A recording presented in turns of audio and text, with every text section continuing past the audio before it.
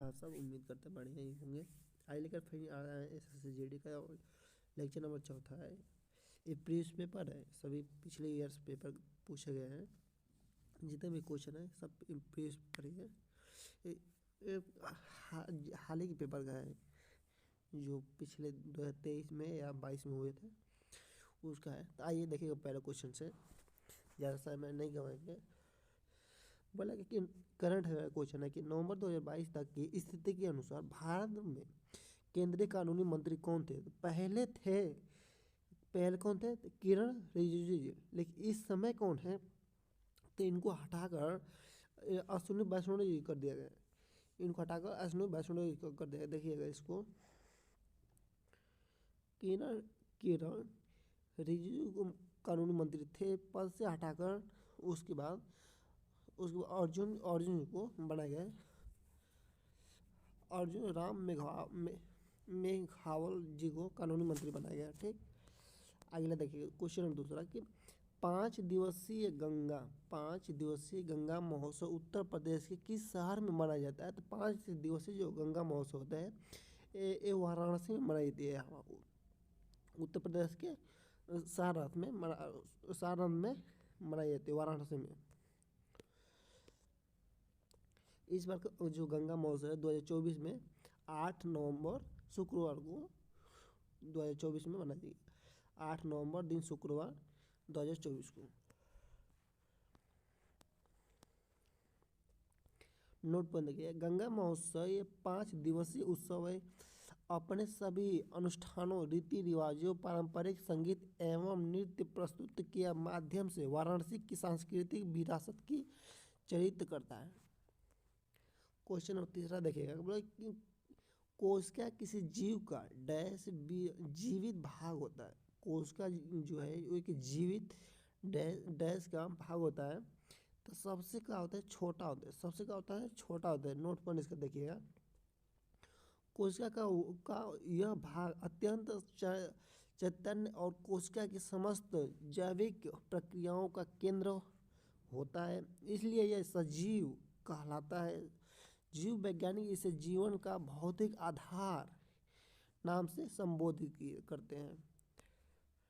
Question number 4 देखिएगा, करेंगे Wangala dash के प्रसिद्ध लोक नृत्य। तो वांगला कहाँ के? मेघालय के। कहाँ के? मेघालय के। इसका नोट पर देखिएगा, बोला कि वांगला महोत्सव मेघालय के गारो जयंतिया द्वारा मनाया जाता है। धन्यवाद देने वाले फसल कटाई, जो फसल वहाँ की कटाई होती है ना, उसमें उसको धन्यवाद दिया जाता है। क्यों? पर्व मनाकर। यह उत्सव उर्वरता के सूर्य देवता लालजोंग के सम्मान में आयोजित किया जाता है।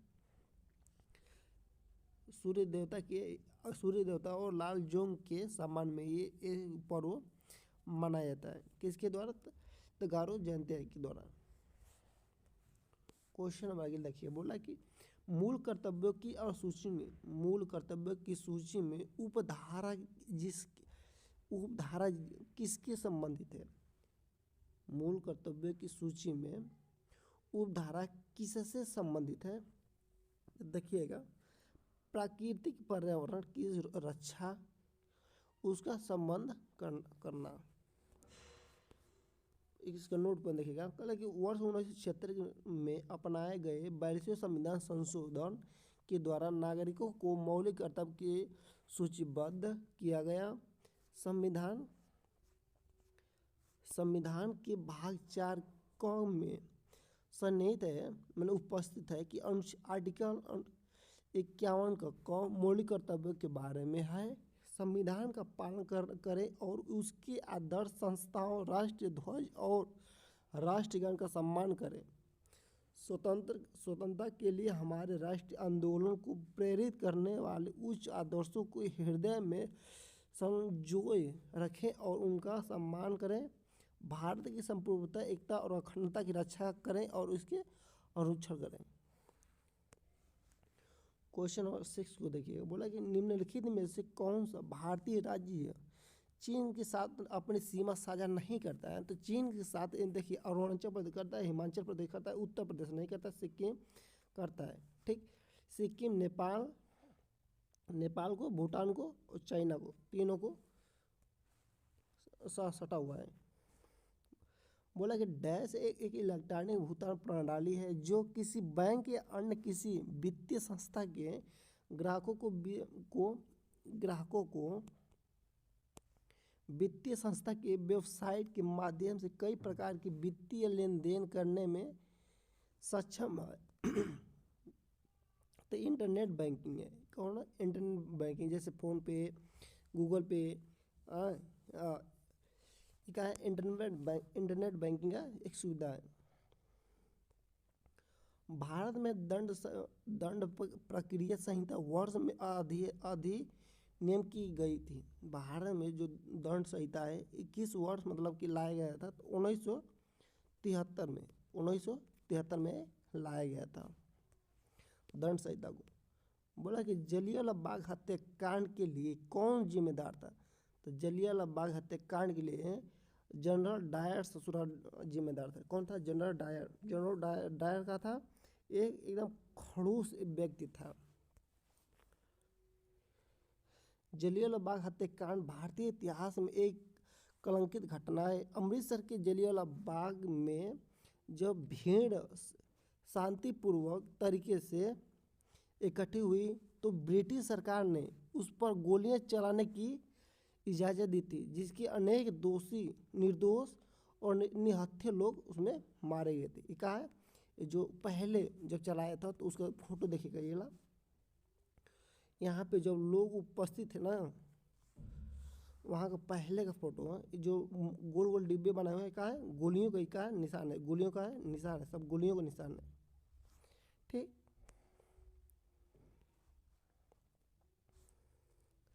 बोले कि विनिर्माण क्षेत्र को सामान्य आर्थिक विकास के डैश माना जाता है। तो ये क्या माना जाता है? रीढ़ की हड्डी। विनिर्माण क्षेत्र को रीढ़ की आर्थिक विकास का रीढ़ की हड्डी माना जाता है। ठीक, आगे देखिए, बोला कि IPR 1956 में पंचवर्षीय योजना की नींव रखी थी। तो देखिएगा, ये दूसरी रखी थी। IPR का फुल फॉर्म क्या होता है? नोट पॉइंट देखिएगा, note point, intellectual property right. 1956 की अवैधिक नीति संकल्प ने दूसरी पंचवर्षीय योजना का आधार बनाया। वह योजना जिसने समाज के समाजवादी प्रारूप के आधार का निर्माण करने का प्रयास किया। क्वेश्चन नंबर 12 देखिएगा, बोला कि निम्नलिखित में किस राज्य में पहली बार खेलो इंडिया यूनिवर्सिटी गेम का आयोजन किया गया था? तो ये कहाँ गया था? उड़ीसा में किया गया था। देखिएगा इसका note point, current affair question है कि दिल्ली में इंदिरा गांधी एरिना में खेलो इंडिया यूथ गेम के पहले संस्करण का अनावरण किया गया। बाद में फरवरी 2020 में मोदी जी ने उड़ीसा के भुवनेश्वर शहर में पहली बार खेलो इंडिया यूनिवर्सिटी गेम का शुभारंभ किए थे।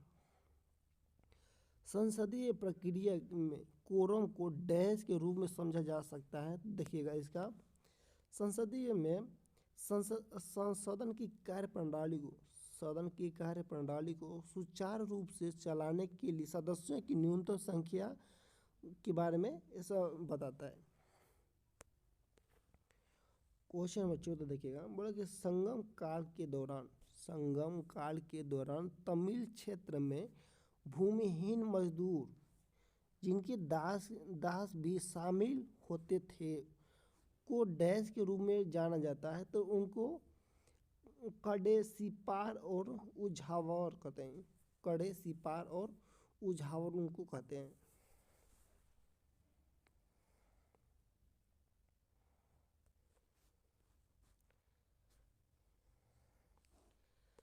कड़े सिपार और अधिमई उझार नहीं था, अधिमई, सॉरी।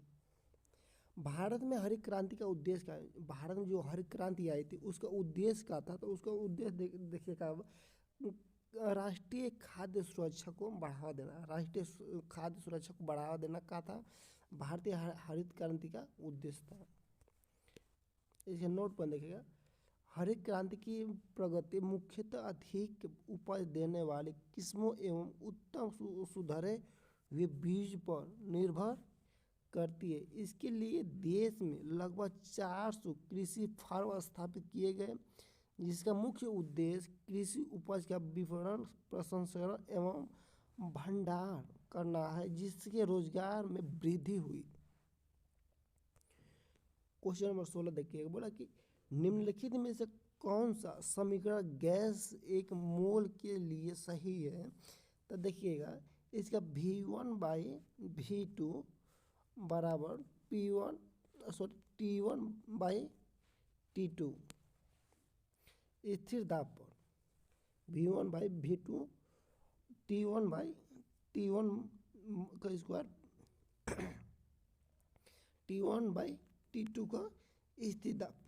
ठीक, अगला देखिएगा, बोला कि क्वेश्चन 17 देखिएगा, गुरु विपिन सिंह ने किस नृत्य शैली में विभिन्न पुरस्कार जीते थे। गुरु विपिन सिंह जी थे किस नैतिक शैली में वो कई पुरस्कार जीते थे, तो मणिपुर में।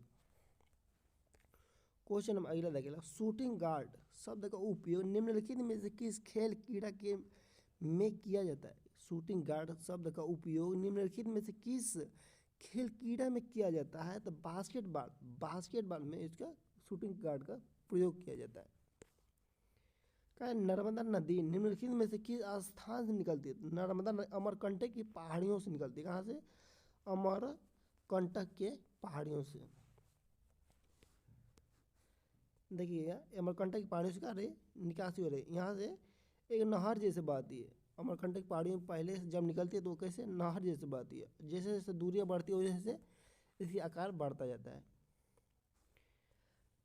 नर्मदा की नदी जो मध्य प्रदेश के अनुरूप जिले के अमरकंटक पठार में उत्पन्न होती है, फिर 1312 किलोमीटर पश्चिम की ओर बहकर यह भरूच से 30 किलोमीटर पश्चिम में खंभात की खाड़ी में बहती जाती है, जो अरब सागर की एक खाड़ी है। कुछ स्रोतों में इसे उत्तर भारत और दक्षिण भारत की प्रारंभिक विभाजन माना जाता है। अगला देखिएगा, बोला कि